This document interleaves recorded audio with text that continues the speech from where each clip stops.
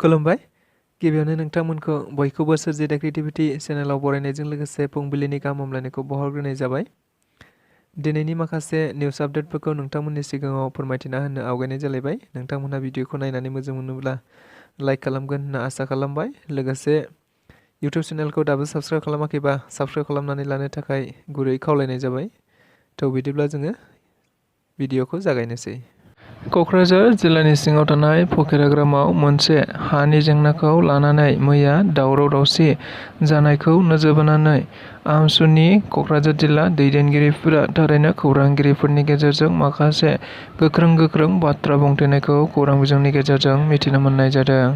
बिथांमोना बुंथिनानै होनाय बायदिब्ला थारैनो मन्त्रि जयन्त मल्ल बिथाङा क'क्राझाराव फैनानै बेबायदि फाग्ला बायदि बाथ्रा बुंफैनाया थिग जायाखै।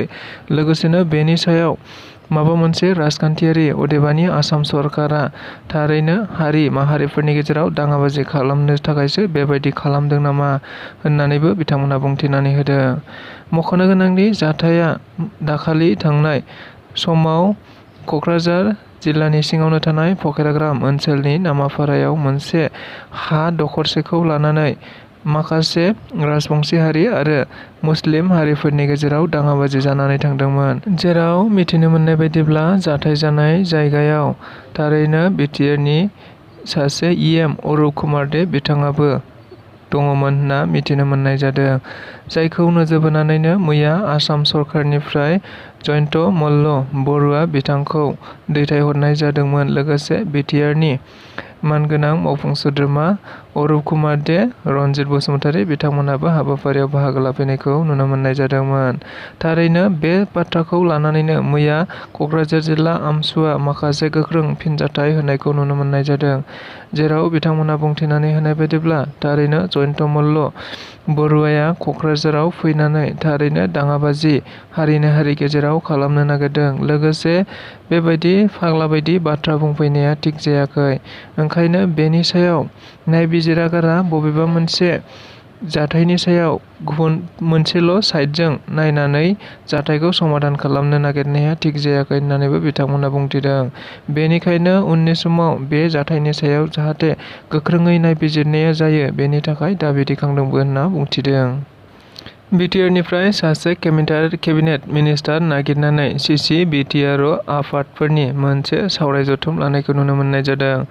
मख'नो गोनांदि देग्लाय 2024 मायथाइनि 18थि लकसभा बिसायख'थिनि रिजाल्टखौ फोसावखांनायनि उनाव दायो फैगौ 9 जुनखालि भारतनि थामथि खेबनि थाखाय गाहाय मन्त्रि हिसाबै नरेन्द्र मदि बिथाङा समायखिरा लागोन। जायखौ नोजोर बोनानैनो मैया सिसि बिटिआर अदेबानि क'अर्डिनेशन कमिटि बिटिआर अर्गानाइजेसननि मोनसे सावरायलायनाय जादों।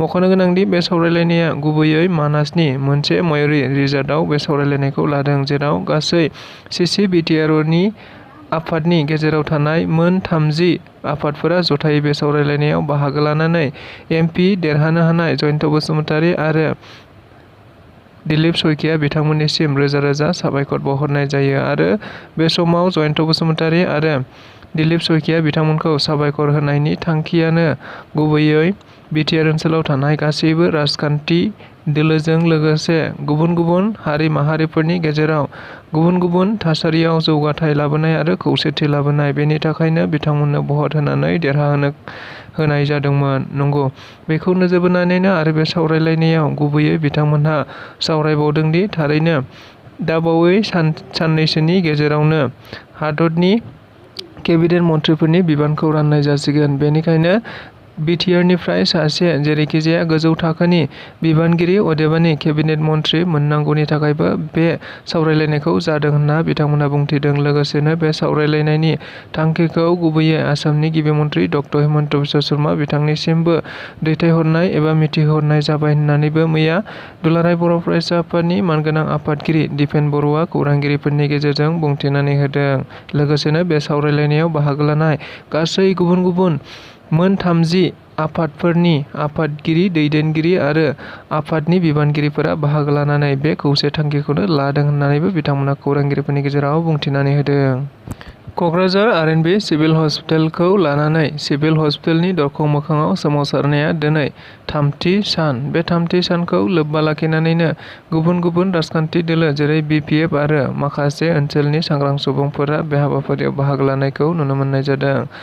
मख'नो गोनांदि बे सोमावसारनाया गुबैयै मिथिनो मोननाय बायदिब्ला आर.एन.बि. सिभिल हस्पिटाल क'क्राझारनि सिभिल हस्पिटालखौ दायो क'क्राझारावनो थानाय मेडिकेल कलेजाव माखासे डिपार्टमेन्टनि अनगायैबो क'क्राझार सिभिल हस्पिटालनि गासैबो मुवा बेसादफोरखौ थारैनो मेडिकेल कलेजाव लांबाय होननानै मिथिनो मोननाय जादोंमोन। नाथाय बे जाथायखौ लानानैनो मैया आसामनि सासे केबिनेट मन्त्रि जयन्त मल्ल बरुवा बिथाङा बाहागो लाफैनानै बिथाङा खौरांगिरिफोरनि सिगाङाव बुंथिनानै होदोंदि थारैनो आर.एन.बि. सिभिल हस्पिटालखौ जोङो बेबायदि मेडिकेल कलेजजों सरजाबफानो अदेबानि लांजोबनो नागिराखै। बेयावबो सिभिल हस्पिटालावबो थारैनो माखासे ट्रिटमेन्टआ सोलिबाय थागोन। लोगोसेनो बेबायदि मेडिकेल कलेज थानायखौ जोङो बयबो रंजानोसो नांगौ एबा बोजबनानैसो लानो हानांगौ। नाथाय बेबायदि नंखाय माखासे राजखान्थियारि जाथायफोरखौ लानानै माखासेफोरा राजखान्थि खालामनो नागिरदों। बेबायदियाव गोजावफायोब्ला थारैनो जानाय नङा होनना बुंथिनानै होदों। गुबुन फारसेथिं बे हाबाफारियाव बाहागो लादों बि.पि.एफ.नि माखासे दैदेनगिरि बिथांमोनहाबो। बे हाबाफारियाव बाहागो लानानै बिथांमोनहा बुंथिनानै होनाय बायदिब्ला थारैनो बिसोरो दायो आसाम सरकारा मिथिनानैबो खोनानानैबो खोनायै बायदि आरो नुनानैबो नुयै बायदि, मानोना बिसोरो ब्रा बे खामानिखौ अदेबानि आर.एन.बि. सिभिल हस्पिटालखौ मेडिकेल कलेजाव सरजाबफैथारगोनानो होननानै बिथांमोनहा बुंथिदों। बेनिखायनो बेबायदि सोमावसारनाया अरायबो थाबाय थागोन आरो आर.एन.बि. सिभिल हस्पिटालखौ माब्लाबाबो मेडिकेल कलेजजों सरजाब जानाय नङा होननानैबो बिथांमोनहा खौरांगिरिफोरनि सिगाङाव गोख्रोङै बुंथिनानै होनायखौबो नुनो मोननाय जादों। थागिबि सुबुंफोरनि मोदोमाव बेबायदि हानजायै गाग्लोबनायखौ जोङो माब्लाबाबो सहायनो हाया। दाबो आसामाव डक्टर हिमन्त बिश्व शर्मा बिथांनि सरकारानो दङ। लोगोसे दाबो भारताव नरेन्द्र मदि दैदेननाय सरकारानो दङ। बेनिखायनो बांलादेशिफ्रानो बेबायदि खामानिखौ मावदों जानो हागौ। थारैनो बुंथिनानै होनाय बायदिब्ला दाखालि बावैसो धुबुरी एम.पि. बिसायख'थियाव कंग्रेसनि रकिबुल हुसेन बिथाङा देरहानायनि थाखायनो माखासे बांलादेशी सुबुंफोरा बेबायदि उत्सा जादों खोमा। बेनिखायनो बेबायदि थागिबि सुबुंफोरनि सायाव आक्रमण खालामदों होनना बुंथिनानै होदों।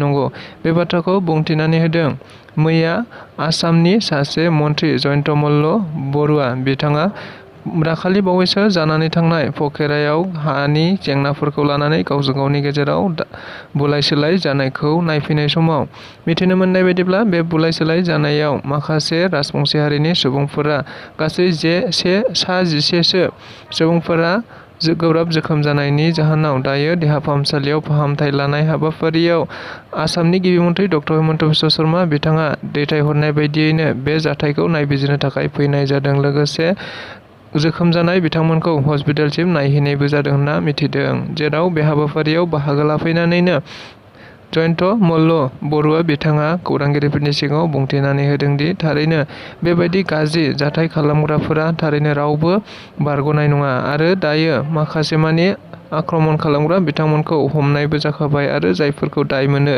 अब्ला बिसोरो सासेबो बारग'नाय नङा होननानैबो बिथाङा गोख्रों रावफोरजों खौरांगिरिफोरनि सिगाङाव बुंथिनानै होलांनायखौबो नुनो मोननाय जादों। भारतनि सम बायदियै दिनै बेलासिनि 8 रिंगायाव इन्डियाया नैथि खेब टी20 वर्ल्ड कापनि गेलेनायखौ पाकिस्ताननि हेंथायै गेलेगोन होनना मिथिनो मोननाय जादों। मख'नो गोनांदि दायो टी20 वर्ल्ड कापआ USA आव जागासिनो दङ। जायखौ नोजोर बोनानै इन्डियाया दाखालि थांनाय गिबि खेलाखौ थारैनो आयारलेन्डनि हेंथायै गोरलैयैनो देरहानो हानानै दिनैहाय मोनाबिलि 8 रिंगायाव पाकिस्ताननि हेंथायै गेलेगोन होनना मिथिनो मोननाय जादों। मख'नो गोनांदि बे गेलेनायखौ लानानै दायो गासै भारत आरो गासै हादोरनाङैनो गोबां सुबुंफोरा मैखोमै नेनानै दं होनना मिथिनो मोननाय जादों। लोगोसेनो बे गेलेनायाव गोबांथार सुबुंफोरा बाहागो लागोन आरो गुबुन सुबुंफोरनि नोजोरा गासैबो टी20 वर्ल्ड कापनि सायावनो गोग्लैगोन होनना मिथिनो मोननाय जादों। गुबुन फारसेथिं देग्लाय 2024 मायथाइनि टी20 वर्ल्ड कापनि फाइनालाव भारतआ गेलेनानै थारैनो फाइनालनि ट्रफिखौ आजावनो हागोन होननानैबो गोबांफोरा दासिम दाबि दैखांबाय थानायखौबो खौरां बिजोंफोरनि गेजेरजों मिथिनो मोननाय जादों।